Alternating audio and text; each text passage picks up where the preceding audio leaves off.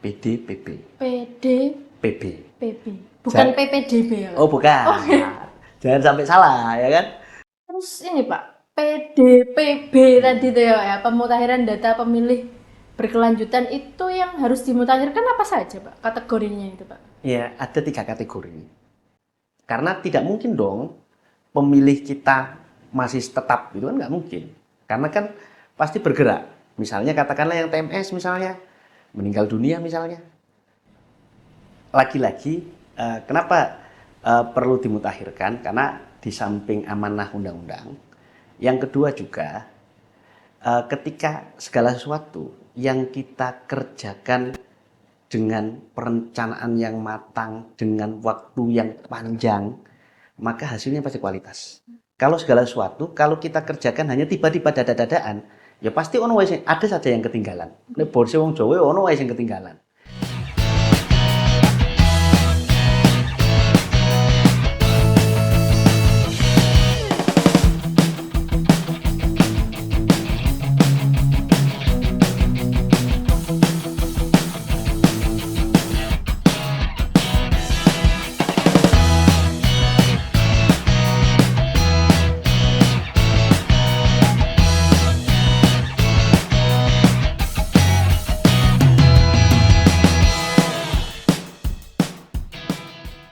Halo teman-teman, selamat pagi. Ketemu lagi di podcast KPU Lamongan bareng saya Evi, host podcast yang tentunya sudah siap menemani teman pemilih untuk ngobrol seru seputar demokrasi di Kabupaten Lamongan. Yang tentunya tidak hanya penting, tapi juga banyak sekali cerita-cerita menarik di dalamnya.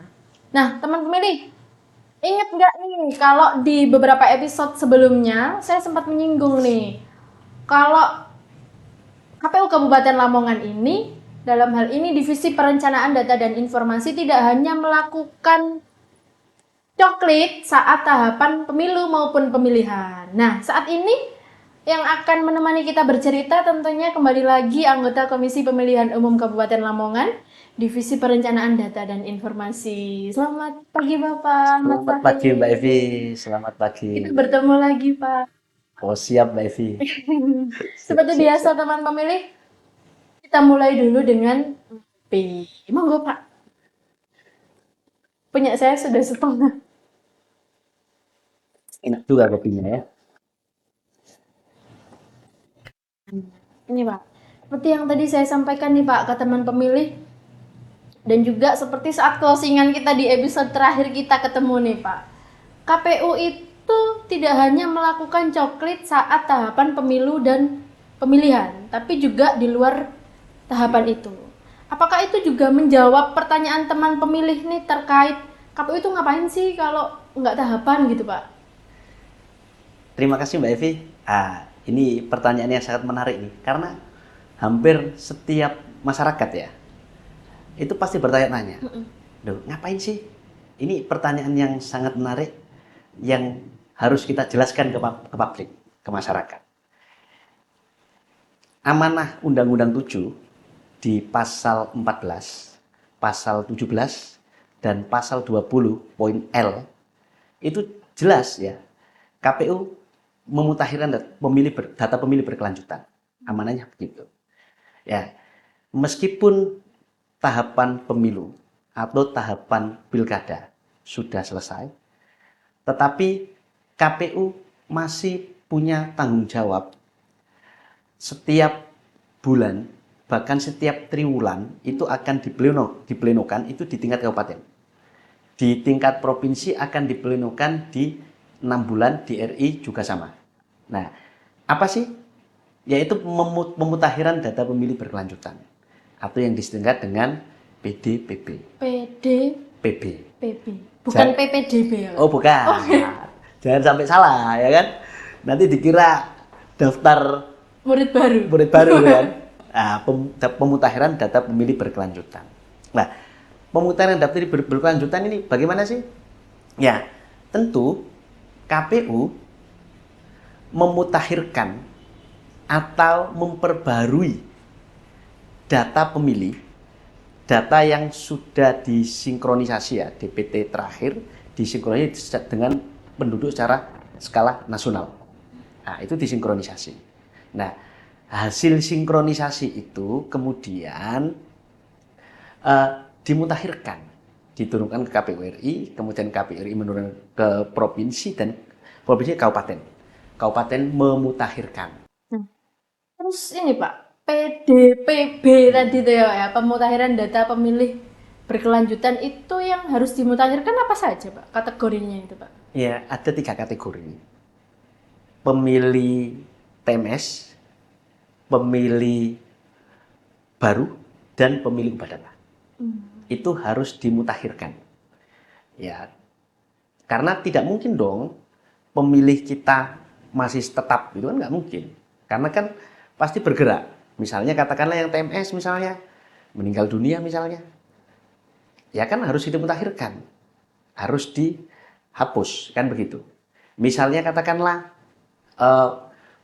warga yang awalnya umur 16 atau di bawah 16, kemudian sudah masuk ke 17, kan juga harus dimutakhirkan.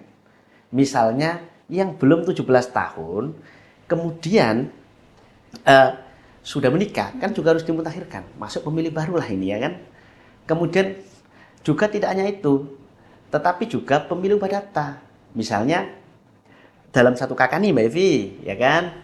Awalnya satu kakak kan, belum nikah ya kan. Setelah itu nikah, setelah nikah dia pecah kakak, kan mau nggak mau harus diubah. Nah itu nggak mungkin dong tidak berjalan terus, kan pasti berjalan terus gitu loh, berjalan. Maka selain kalau tidak tahapan begini, maka KPU masih banyak tugas dan tanggung jawab yang harus dilakukan. Salah satunya adalah amanah undang-undang itu, memutakhirkan data pemilih berkelanjutan dong, kan begitu Mbak Ivi. Berarti sibuk sekali nih Pak, meskipun di luar tahapan ya, masih jalan terus nih ya prosesnya. Jalan. Nah ini yang jawaban ngapain sih KPU? Nah ini tentu tidak hanya memutakhirkan data pemilih, ya ada pendidikan pemilih dan lain sebagainya, sosialisasi. Itu teman pemilih. Jadi banyak sekali kan memang ya Pak ya pertanyaan di luar sana, KPU itu ngapain sih?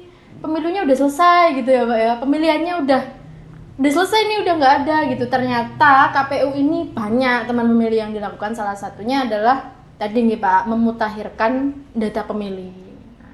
Terus ini Pak, kalau data pemilih ini tidak dimutakhirkan misalkan, udahlah nanti aja nunggu pemilu gitu, sekarang nggak usah dimutakhirkan, itu apa Pak yang terjadi Pak?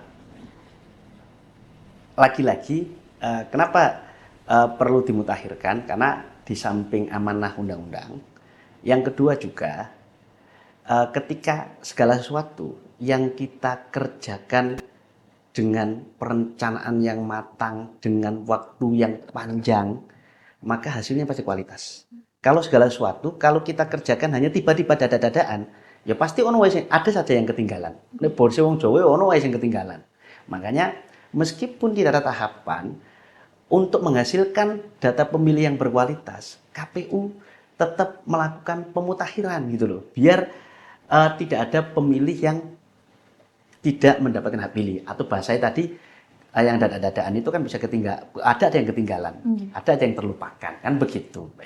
Nah itu Pak, jadi ternyata proses pemutakhiran ini menjadi sesuatu yang sangat penting ya Pak ya, apalagi tantangan berat KPU nih Pak, karena kita sedang berada di luar tahapan. Kalau saat tahapan kan kita punya yang namanya badan ad hoc. Terus juga saat coklit kita juga punya pasukan Pantarlih nih yang siap datang ke rumah-rumah di seluruh Kabupaten Lamongan. Nah, sedangkan di momen-momen seperti ini, KPU ini tidak punya badan ad hoc lagi Pak, tidak punya Pantarlih lagi. Terus dengan jumlah desa di Lamongan yang terbanyak se-Jawa Timur ini tentunya jadi tantangan besar nih Pak. Gimana nih strateginya KPU Kabupaten Lamongan melaksanakan PDPB di tengah keterbatasan ini Pak? Nah, jadi meskipun kita tidak punya badan ad hoc ya di saat non tahapan atau tidak ada tahapan ini, KPU Lamongan tetap melaksanakan pemungutan data pemilih berkelanjutan dengan cara apa? Strateginya bagaimana? Ya tentu dengan cara pertama nih dengan cara kita melakukan koordinasi ya dengan Bawaslu. Bawaslu barangkali nih Bawaslu menemukan temuan hasil pengawasannya bisa disampaikan kita dengan diimbangi bukti dan data dukung. Tidak hanya itu saja, tapi KPU juga kita ada coktas, Mbak Evi. Nah, coklit terbatas. Nah, coktas ini berupa sampel. Kita coba sampel, ya, sampel dari kita sampel misalnya dalam satu kecamatan atau dalam desa kita sampel. Kita ambil berapa sampel yang kita duga atau yang kita kira-kira misalnya ini real atau tidak real gitu loh. Ini ada atau tidak ada. Nah itu kita coba kita lakukan coklit terbatas dengan cara mengambil sampel. Kan begitu Mbak Evi. Dan tidak hanya itu juga, tapi juga kita juga berkoordinasi dengan katakanlah misalnya TNI, misalnya Polri misalnya. Barangkali nih misalnya ada pemilih yang sudah purna, ya kan? Siapa saja nih yang purna. Lah TNI bisa memberikan masukan kita. Lah itulah masuk kategori pemilih baru. Barangkali misalnya kita berkoordinasi dengan misalnya masyarakat bisa memberikan masukan pada kita misalnya. Ya, pelajar misalnya katakanlah yang belum berumur 17 tahun menjadi ada 17 tahun. Nah, koordinasi kita laksanakan dengan Dukcapil ya, dengan masyarakat secara umum. Nah, insya Allah lah, meskipun tidak punya badan ad hoc, tetapi coklit atau pemutakhiran coklit terbatas atau pemutakhiran data pemilih berkelanjutan ini berjalan dengan lancar, berjalan dengan sesuai dengan ekspektasi kita. Kan begitu. Nah, Pak ya, jadi ternyata di tengah keterbatasan SDM yang dimiliki oleh KPU Kabupaten Lamongan, kita sudah tidak punya pantarlih lagi saat ini, tapi kita tetap meningkatkan usaha-usaha kita dengan berkoordinasi ya Pak Nggih, dengan lembaga-lembaga yang ada, mulai dari Bawaslu, Disdukcapil, terus Kodem tadi Pak Nggih, sama Polri dan juga instansi-instansi terkait. Nah, terus gimana nih Pak, kalau teman pemilih di rumah nih, karena kita kan sedang dalam masa memutakhirkan. Berarti kan kita juga butuh peran penting nih dari teman pemilih, Pak. Bagaimana caranya teman pemilih ini tahu kalau nama dia ini sudah ada atau belum sih di daftar pemilih itu, Pak? Nah, ini yang menarik. Sangat menarik sekali. Saya berharap ya kepada masyarakat, tentunya yang sudah berumur 17 tahun atau yang belum 17 tahun, tapi sudah menikah misalnya. Kalau toh misalnya setelah pleno ya triwulan itu diumumkan oleh KPU ternyata namanya tidak termasuk nih di DPT nih. Ini apa sih yang harus dilakukan?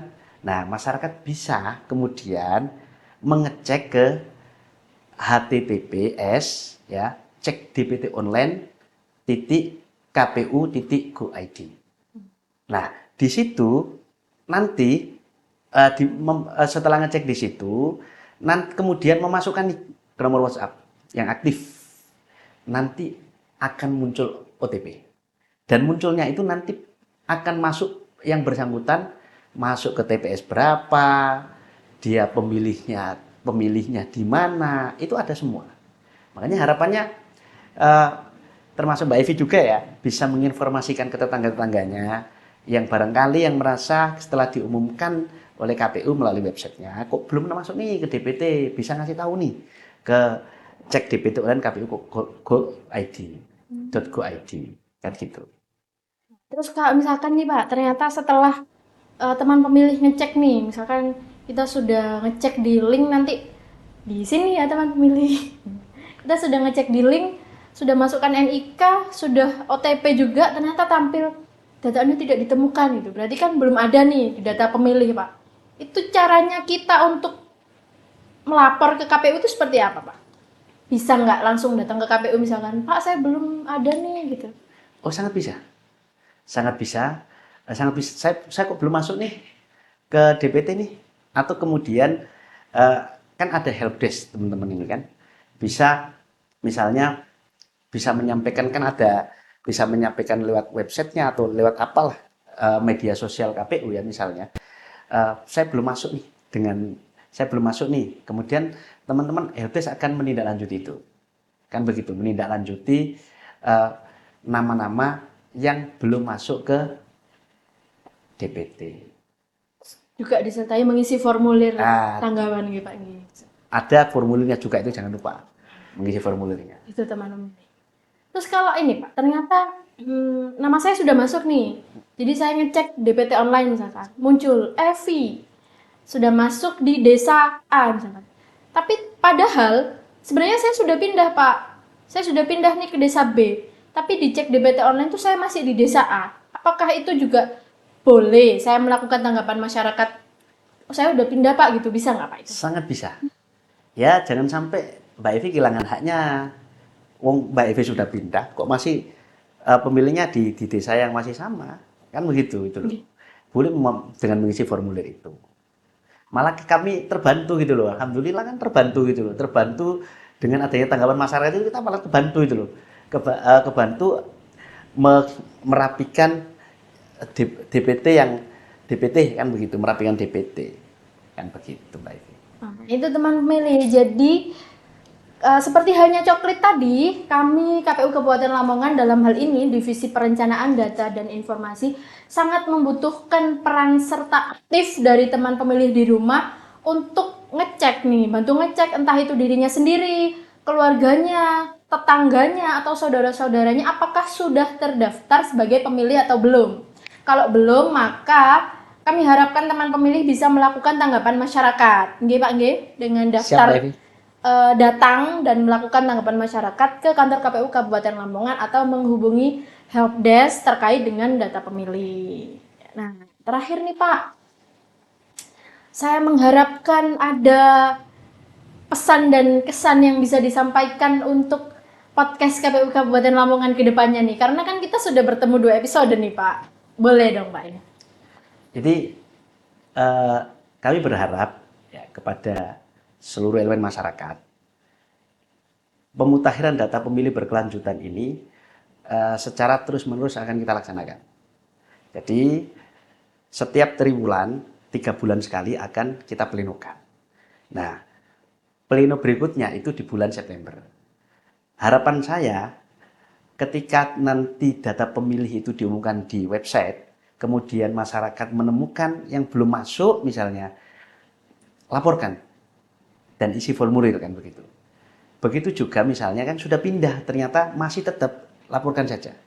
Karena dengan itu, dengan keterlibatan aktif masyarakat, kami KPU Kabupaten Lamongan terbantu untuk mewujudkan data pemilih yang berkualitas dan akurat. Begitu Mbak Evi harapannya. Jadi sekarang beda ya Pak ya, kalau sekarang ini PDPP ini pengumumannya di website Pak nggih. Iya. Bukan lagi ditempel seperti saat tahapan pemilihan nggih Pak nggih. Iya betul. Oh, teman pemilih. Jadi selain cek DPT online tadi, teman pemilih juga bisa mengecek di websitenya KPU Pak nggih terkait dengan daftar pemilih berkelanjutan. Nah, sekalian nih Pak, belum terjawab nih yang tadi terkait dengan pesan-kesan nih untuk podcast KPU Kabupaten Lamongan. Boleh dong Pak ya? Nah, supaya podcast kita dari hari ke hari banyak yang menonton dan juga lebih baik lagi dan juga bisa tersebar mengenai penyelenggaraan pemilu ini, makanya harapannya saya sangat berharap terhadap sahabat pemilih ya untuk selalu mengikuti podcast KPU Kabupaten Lamongan. Juga jangan lupa like, share, and comment. Oh, itu teman-teman. Paling penting. Kalau kesannya Pak, seneng nggak Pak diundang di podcast KPU Lamongan? Oh sangat senang sekali, senang sekali. Ya intinya KPU dengan adanya podcast ini kita bisa